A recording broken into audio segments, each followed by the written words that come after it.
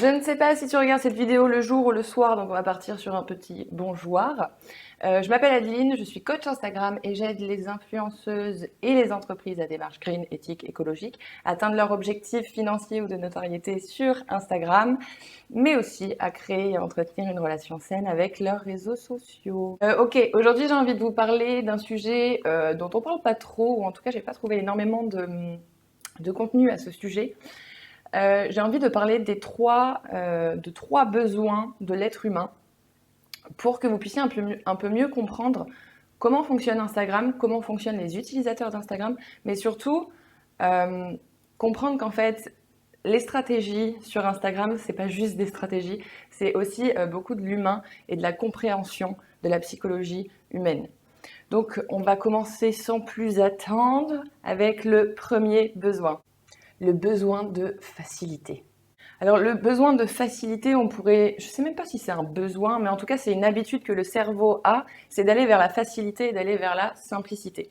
Donc quand on vous dit qu'il faut que votre feed soit harmonieux et que votre bio soit impeccable, ce n'est pas juste pour une question de superficialité, juste pour une question d'esthétisme.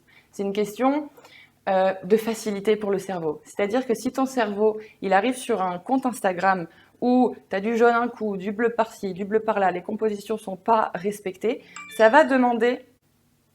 Adeline, c'est pas professionnel ça. Ça va demander en fait à la personne, au cerveau de la personne, de faire un effort supplémentaire pour comprendre ce que tu fais, ce qu'il va trouver sur ton réseau social, enfin sur ton compte. Qu'est-ce que tu fournis comme information? C'est quoi, toi, ton identité visuelle, etc. Ça va lui demander un effort. Et l'effort qu'il place dans le fait de te comprendre, il va pas le placer dans le fait de s'abonner ou de liker ou de commenter.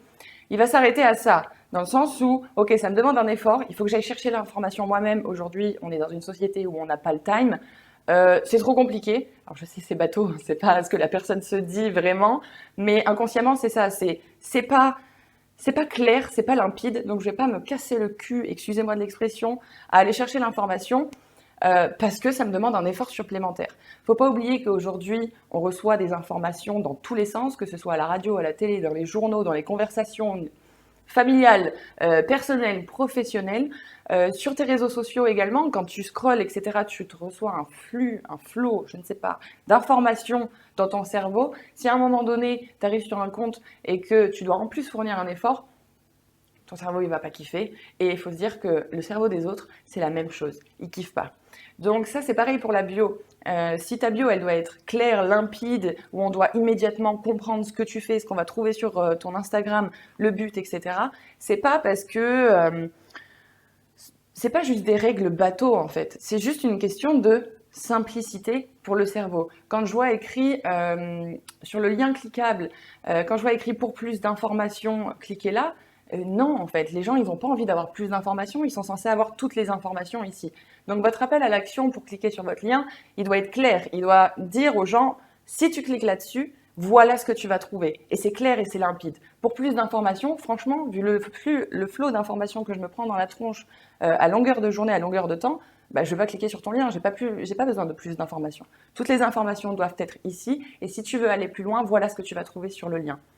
Donc ça, c'est un truc que je veux vraiment que vous compreniez parce que j'entends souvent que oui, mais Instagram, c'est superficiel, oui, mais c'est du conditionnement parce qu'il faut que tout soit pareil, etc. C'est pas que ça, en fait. C'est vraiment une question de simplicité, d'accessibilité pour le cerveau de tout le monde. Je pense que tu as juste à remarquer comment est-ce que toi, tu te comportes. Est-ce que quand un compte Instagram est fluide et clair, utilise quelques couleurs où tu sais exactement si tu cliques là-dessus ce que tu vas trouver comme post et comme information, est-ce que tu as plus tendance à t'abonner à ce genre de compte facilement? Et si tu fais le comparatif avec les comptes où c'est un petit peu le bordel, on va dire ça comme ça, je pense que avant de décider de t'abonner, je pense que tu y passes un petit moment, tu vas chercher et tout, et si c'est vraiment à forte valeur, là éventuellement tu vas t'abonner. Les gens ils fonctionnent de la même façon. Faut pas oublier qu'un compte Instagram, avant d'être un compte Instagram, c'est une personne derrière, et cette personne-là, elle a des besoins, et cette personne-là, elle n'a pas envie de se faire chier, clairement, désolée, à chercher l'information par elle-même. Donc, pour harmoniser ton feed, je vais te donner des conseils que tu as sûrement vus et lus absolument partout, mais si tu les vois partout, c'est qu'il faut respecter ces règles-là pour un certain principe. Donc, il faut que ton feed il soit harmonieux. Qu'est-ce que ça veut dire? Harmonieux, ça veut dire que tu ne dois pas choisir plus aller au-delà de 3 couleurs maximum, en sachant que le blanc et le noir, ce ne sont pas des couleurs. Donc, si tu es dans une démarche green, écologique, etc., les couleurs associées, c'est généralement du beige, je vais dire du blanc crème, c'est pas une couleur, blanc cassé, ça va être du vert, du bois, que ce soit foncé ou clair. C'est vraiment des couleurs associées à la nature. C'est la logique des choses. Maintenant, si tu as envie de partir dans du jaune, du bleu, du ce que tu veux, on s'en fiche. Le tout, c'est que tes couleurs matchent ensemble et que tu ne dépasses pas les 3, 4 couleurs à la limite où tu fais des variations de teintes, mais il ne faut pas dépasser les 3 couleurs. Ensuite, tu as la composition. Tu as la composition globale de ton feed. Donc, vous savez, c'est quand les gens mettent des petits carrés, un post sur deux, etc. Ça peut passer. C'est-à-dire que si tes visuels ou tes designs ne sont pas... Je vais prendre un exemple. Admettons, de temps en temps, tu poses des citations, de temps en temps, tu poses des photos de toi. Je vais prendre un exemple comme ça. Il faut, au minimum, dans ta composition globale, que ce soit organisé, parce que ce sera plus simple visuellement pour la personne de se repérer. Maintenant, si tu ne fais pas ce genre de choses et que tu as plusieurs rubriques, etc., et que tu n'as pas envie de t'embêter à créer une composition globale, il faut absolument que la composition de chaque post soit harmonieuse. C'est-à-dire que si, par exemple, tu mets que quelques éléments sur un post, je ne sais pas si je pourrais le faire là au montage, je te montrerai des exemples, mais il faut que ton feed soit harmonieux. Par exemple, les Instagram qui fonctionnent très bien, on va prendre des influenceuses, elles ont des posts où c'est souvent elles et il y a quelque chose qui se rejoint. Sur chacune des photos, il y a quelque chose qui est un petit peu ressemblant et qui se rejoint. Donc c'est soit tu respectes la composition globale de ton post, soit tu respectes vraiment la composition de tes photos, de tes visuels, de tes designs sur chaque post. Le mieux du mieux, ce serait de respecter la composition globale et précise. Je ne sais pas si je peux dire ça comme ça. Mais en tout cas, ça c'est le must, on va dire, mais tu n'es pas obligé. Voilà, tu peux faire soit global, soit précise. Donc ça, c'est les 3 règles un peu du feed Instagram. Et dans ta bio, pour que ce soit le plus clair possible, s'il te plaît, évite de te répéter dans ta bio parce que tu n'as que très peu de caractères. 130 caractères, c'est pas beaucoup pour être clair, limpide et expliquer clairement ce que tu fais. C'est important que tu fasses un appel à l'action et non pas juste une proposition. C'est une proposition de si tu veux ci, ou si machin, ou si nanana, c'est non. En cliquant là-dessus, tu obtiens ça. C'est vraiment le tu obtiens ça, quelque chose à forte valeur. C'est ce qui va entraîner les gens à cliquer dessus. Ensuite, dans les lignes un petit peu plus hautes, si tu es encore une fois à démarche green et écologique, parce que c'est ma cible, je te recommande vivement d'expliquer clairement ce que les gens vont trouver soit sur ton Instagram, soit ce que tu fais, ce que tu proposes, qu'est-ce que tu proposes aux gens, à qui tu le proposes, comment tu le proposes. Voilà. Et ensuite, tu as ton titre, donc la ligne encore plus au-dessus qui est en gras. Si tu peux éviter de remettre ton nom d'Instagram dans cette ligne, parce que finalement, c'est déjà écrit, donc les gens savent déjà ce qu'ils vont trouver. Si tu peux mettre quelque chose d'un peu plus approfondi, aller au-delà du nom de ta marque ou au-delà de ton prénom et dire, je sais pas, on va prendre par exemple t'es influenceuse, tu vois, et ta branche à toi c'est le véganisme, et ben alors dans ces cas-là tu mettras ton prénom vegan ou alors ton prénom zéro déchet ou nanani, enfin bref tu mets la catégorie que tu veux. Et si tu es une entreprise, une boutique, un service, etc., mets carrément ton service, ton titre dedans, plutôt que juste le nom de ta marque ou inversement. Ok, donc ça c'était pour le premier besoin, le besoin de clarté. J'espère que c'est bien compris pour tout le monde. Voilà, c'est pas juste une question de superficialité, c'est aussi beaucoup une question de simplicité et de facilité. Plus ce sera simple, plus les gens auront envie de passer du temps sur ton compte. Et ça, Instagram, il aime beaucoup que les gens passent du temps sur ton compte. Le deuxième besoin, le besoin de reconnaissance. Qui n'aime pas être reconnu pour le travail fourni, pour l'investissement fourni? À ce jour, je ne connais personne, à part des gens qui se mentiraient un petit peu à eux-mêmes. Chacun a des besoins de reconnaissance différents. Il y en a qui en ont besoin beaucoup, il y en a qui, voilà, pas énormément, mais à qui ça fait quand même plaisir de recevoir un encouragement, de recevoir des résultats, puisque de toute façon, si vous êtes sur Instagram, c'est que vous attendez généralement un certain résultat, donc soit de vendre vos produits, vos services, soit de pouvoir vivre de partenariats sur Instagram. Bref, La reconnaissance, ça passe un peu par les résultats. Il n'y a pas que ça, mais beaucoup quand même par les résultats. Et il faut savoir qu'avant même de vendre quoi que ce soit ou avant même de vivre de ton partenariat, ta première reconnaissance, c'est le like, le commentaire, l'abonnement, le partage, l'enregistrement. Ça, c'est vraiment les premiers résultats sur ton Instagram. Ce que j'ai envie de te transmettre, de te faire comprendre, c'est que, imagine, quand tu postes une photo, tu t'es investi, tu as fait ton shooting photo, tu as retouché ta photo, tu l'as postée, tu as fait une description de malade et tout, tu l'as postée à la bonne heure, tu as mis la bonne stratégie d'hashtag, tu t'attends à avoir un certain nombre de likes, un certain nombre de commentaires, que les gens répondent à ta question ouverte, etc. Et là, tes résultats, bah, tu es déçu. Tu comprends pas pourquoi ça a pas eu, pourquoi tu n'as pas obtenu les résultats escomptés. Comment est-ce que tu te sens à ce moment-là? Est-ce que tu te sens satisfait? Est-ce que tu te sens frustré? Est-ce que tu comprends pas? Qu'est-ce que ça évoque chez toi? Dis-toi une chose, c'est que... Ah, pardon.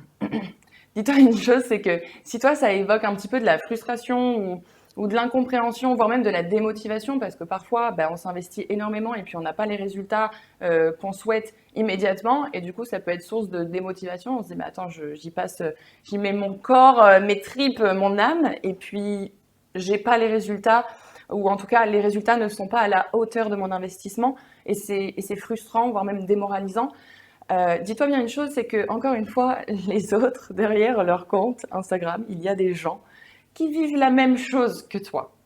Les gens ont besoin de reconnaissance. C'est pas de la reconnaissance, ouais, super, t'es trop génial, t'es trop fort, etc. C'est pas cette reconnaissance-là, mais c'est juste, j'ai regardé ton travail et j'aime ce que tu fais et je t'encourage à continuer.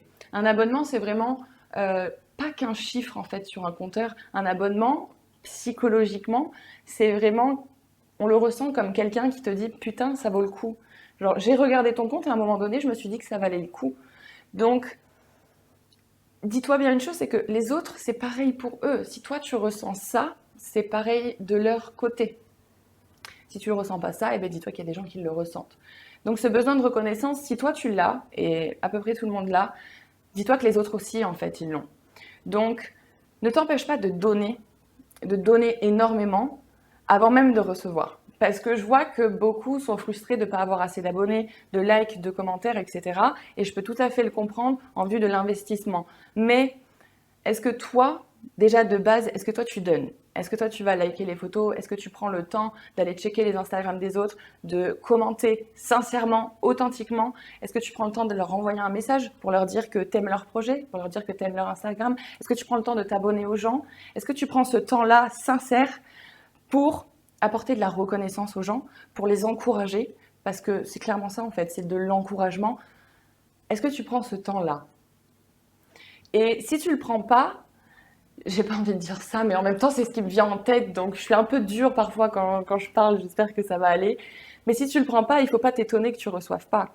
C'est juste une question logique. La vie, elle est très bien faite comme elle est très bien équilibrée. Si tu donnes pas, ou si tu t'investis pas, ou si tu ne t'investis pas, ou si tu donnes simplement pour recevoir, c'est pas étonnant que tu reçois pas en fait, parce que c'est pas fait de façon authentique, ou c'est pas sincère, ou c'est pas assez tout simplement. Donc maintenant, ce que j'aimerais te dire, c'est, avant même d'espérer recevoir des gens, avant même d'espérer d'augmenter tes résultats, pose-toi la question, est-ce que moi je donne assez? Est-ce que je donne assez de mon investissement? Et c'est pas seulement donner de son investissement sur les comptes des autres, c'est aussi donner de son investissement sur son compte à soi. Est-ce que quand les gens répondent à tes commentaires, est-ce que tu engages la conversation ou juste tu likes le commentaire? Est-ce que tu vas plus loin que juste ce côté un peu superficiel dit d'Instagram? Est-ce que tu vas dans le côté humain?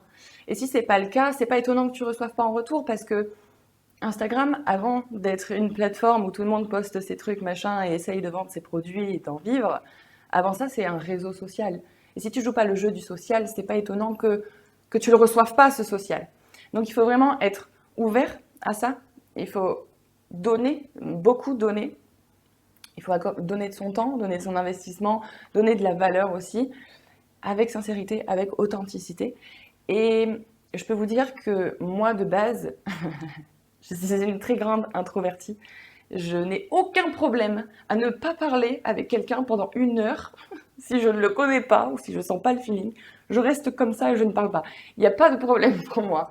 Mais il se trouve que sur Instagram, tu es obligé de jouer le jeu de la sociabilité. Et quand je dis de jouer le jeu, c'est pas de faire semblant ou de faire genre. Quand je te dis de jouer le jeu, c'est de voir ça vraiment comme un jeu et d'aller chercher des joueurs avec toi et de créer des liens avec des gens, des liens sincères, des liens authentiques. Et même si tu vas pas jusqu'à créer le lien, au moins provoque les rencontres et pas juste en likant quelques photos, mais vraiment en t'investissant, en répondant aux commentaires des autres sur les autres comptes, vraiment en t'investissant. N'hésite pas non plus à envoyer des messages, n'hésite pas à envoyer juste des compliments, même si tu commentes pas les photos, tu peux juste envoyer un message à un compte pour lui dire « Putain, il est trop cool ton compte ».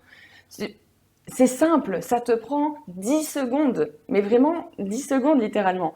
Donc, j'imagine que si toutes les 10 secondes, tu dis aux gens que tu apprécies vraiment, aux personnes qui ont des projets qui te plaisent, que tu leur envoies un petit peu de bonheur, un petit peu d'amour, dis-toi bien que cet amour, il va te revenir à un moment donné en double. Mais pour autant, ne le fais pas dans le but de recevoir.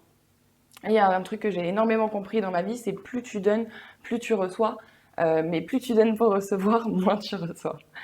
Donc, ne te prive pas de donner, ne sois pas frustré si tu n'as pas les résultats escomptés ou que tu n'as pas ce que tu espérais. On s'en fout. Concrètement, le plus important, c'est que tu donnes. Au moins, tu auras été entier, tu auras été authentique et tu auras fait ce qu'il faut et tu n'auras aucun regret ou aucune frustration sur le j'ai pas les résultats escomptés, mais au moins j'ai donné tout ce que j'avais à donner et ça déjà c'est pas mal. Ok, donc maintenant je vais essayer d'aller un peu plus vite. Le troisième besoin, le besoin d'appartenance. Alors, le besoin d'appartenance, qu'est-ce que c'est quoi cette connerie? Le besoin d'appartenance, c'est, tu vois, ta famille, tu as cette appartenance dans ta famille parce que vous avez reçu à peu près la même éducation, parce que vous avez à peu près les mêmes valeurs, parce que voilà, c'est un sentiment d'appartenance, ta famille c'est la tienne, ton groupe d'amis c'est pareil, vous vous ressemblez, il y a des échanges, il y a une fluidité. Et bien avec ta communauté sur ton Instagram c'est pareil. Les gens ont besoin d'appartenir à un mouvement. Donc si tu es dans la démarche green, éthique, écologique, c'est cool parce que déjà c'est un grand mouvement l'écologie, ça devient même, j'espère que ça va devenir la normalité en fait. C'est un mouvement qui s'est énormément étendu. Et donc aujourd'hui, si tu veux que les gens se sentent comme une tribu sur ton Instagram, il faut vraiment que tu précises ta communauté, il faut vraiment que tu précises ça et que tu ailles au plus loin dans ce besoin d'appartenance. L'écologie, c'est bien parce qu'il y a beaucoup de monde, mais c'est quoi ta branche à toi dans l'écologie? Est-ce que tu es flexitarienne? Est-ce que tu es végane? Est-ce que tu es végétarienne? Est-ce que tu es dans le 100% fait maison? Et si tu es dans 100% fait maison, c'est quoi? C'est les produits ménagers, la nourriture, est-ce que c'est les produits cosmétiques, le maquillage? Précise à mort parce que plus tu vas préciser, plus les gens comme toi et dans le même but que toi vont se reconnaître, vont s'identifier à ton compte et vont être engagés. Ça va même au-delà du nombre d'abonnés, là ça va au niveau de l'engagement. Si les gens tombent fans de toi ou se reconnaissent à fond dans qui tu es, dans ce que tu proposes, j'ai envie de te dire, ils te feront à 2000% confiance. Donc ça va t'aider pour vendre mieux. Attention, on ne vend pas de la merde, hein, attention. Pour vendre mieux, ou en tout cas pour les influenceuses, pareil, pour vendre mieux, pour que les gens utilisent tes codes promo. Après, à toi de faire attention à ce que tu proposes aux gens. Si c'est de l'arnaque, eh ben, tu brises leur confiance. Mais en toute logique, je pars du principe où ma communauté, où les gens qui regardent ça sont des personnes bienveillantes et saines. Donc voilà, préciser l'appartenance, la tribu, c'est quelque chose d'ultra important. J'ai toujours pas retrouvé son nom, j'aurais peut-être dû le faire avant. Mais il y a un compte Instagram qui s'appelle Les Boucles de Mégane, je crois. Je crois que c'est Mégane. Les Boucles de Mégane, on s'en fiche, bon, c'est pas grave. Je mettrai le nom par là. C'est une jeune femme qui a les cheveux bouclés, qui fait des soins pour ses cheveux bouclés, 100% fait maison et 100% naturel. En termes de précision, on est sur quelque chose d'assez excellent. Alors vous allez me dire, ouais, mais plus je vais préciser, plus je vais écarter des gens, parce qu'ils ne vont pas se reconnaître dedans. C'est vrai, mais du coup, si tu pars du principe que tu vas perdre des gens que tu n'as pas encore sur ton Instagram, c'est pas logique en fait, ça fait pas de sens. C'est-à-dire que les gens qui s'identifient à toi, Et ceux qui ne s'identifient pas à toi, tu ne les as pas déjà de base. Donc tu ne peux pas perdre des personnes que tu n'as pas encore. Est-ce que tu comprends ce que je veux dire? Il faut bien se rappeler un truc, c'est que tu as commencé sur Instagram, tu avais 0 abonné. Donc, à partir du moment où tu avais 0 abonné en commençant, tu ne peux pas perdre des gens, puisque tu n'avais rien à la base. Donc tu ne peux pas perdre des gens que tu n'avais pas. Tu comprends? Et plus tu vas préciser, plus tu vas gagner des gens qui seront précis et qui seront vraiment identifiés dans ta tribu et qui se reconnaîtront vraiment et qui te feront vraiment confiance et qui te suivront un peu où que tu ailles, quoi, grosso merdo. Donc n'aie pas peur de perdre certaines personnes parce qu'en réalité, tu les as pas déjà de base. Donc tout ce que tu as à gagner finalement en précisant ta cible, c'est des gens qui te ressemblent vraiment. Au final, c'est tout bénef.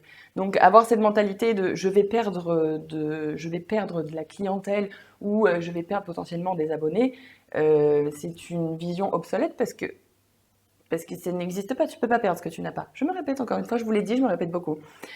Donc le besoin d'appartenance, il est ultra important.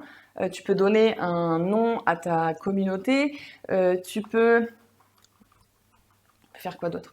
Tu peux préciser et parler souvent de tes qualités, de ce que tu proposes, de... Comment dire ça? Vraiment jouer à fond la carte de l'engagement sur un certain sujet. Si tu as envie de toucher et les hommes et les femmes, c'est possible. Mais alors, tu as intérêt à ce que le contenu que tu proposes soit vraiment... comment dire? Soit vraiment précis. Parce que si tu as envie de plaire aux hommes et aux femmes, si tu as envie de plaire dans le zéro déchet, le 100% naturel, le 100% fait maison, la cuisine, et puis en même temps le ménager, puis les soins, et puis les machins, aujourd'hui sur Instagram, tu as besoin de vraiment rétrécir ta niche. Et puis de façon générale, si tu veux une tribu qui soit vraiment, vraiment solide, je te recommande vivement de préciser ta niche. Plus ce sera précis, plus les gens vont se reconnaître, et plus ils se reconnaissent, plus ils te font confiance. J'aimerais terminer cette vidéo sur... T'as pas besoin d'avoir 10 000 abonnés pour pouvoir vivre de ton Instagram. Tu as juste besoin d'avoir un noyau très dur qui te suive et qui te suit et qui te fait vraiment confiance. Ça suffit amplement pour pouvoir en vivre. Alors, tu ne vivras pas avec des millions, quoique en vrai, j'en sais rien, tu vois, peut-être. Mais voilà, n'oublie pas que c'est pas nécessairement le nombre d'abonnés qui compte, même si éventuellement, évidemment, plus tu as d'abonnés, plus tu es susceptible à vendre parce que tu n'as qu'un petit pourcentage de tes abonnés qui achètent, c'est vrai, mais sache que tu n'as pas besoin d'avoir 1 million d'abonnés pour pouvoir en vivre. Je me répète encore une fois. Donc, pour récapituler, premier besoin ou habitude, le besoin de facilité, de clarté, de simplicité. Le deuxième besoin, la reconnaissance. Et le troisième besoin, l'appartenance. Une fois que tu connais ces 3 besoins et que tu les mets en pratique sur ton compte, tu vas voir que tes résultats vont considérablement changer. Maintenant, si tu ne comprends pas trop comment ça fonctionne, c'est quoi le délire et que tu es un peu largué et que tu as envie d'être soutenu, d'être aidé parce que tu t'es beaucoup investi et que les résultats sont toujours pas là, et que voilà, et qu'en fait, tu en as marre et que tu as envie de trouver un second souffle, je t'invite à cliquer en barre de description. Tu peux réserver ta place à l'accompagnement Instalgorithme qui est en cours de création. La fin des préventes se termine le 22 août. Tu as plusieurs dates disponibles, tu as plusieurs branches de prix de disponibles.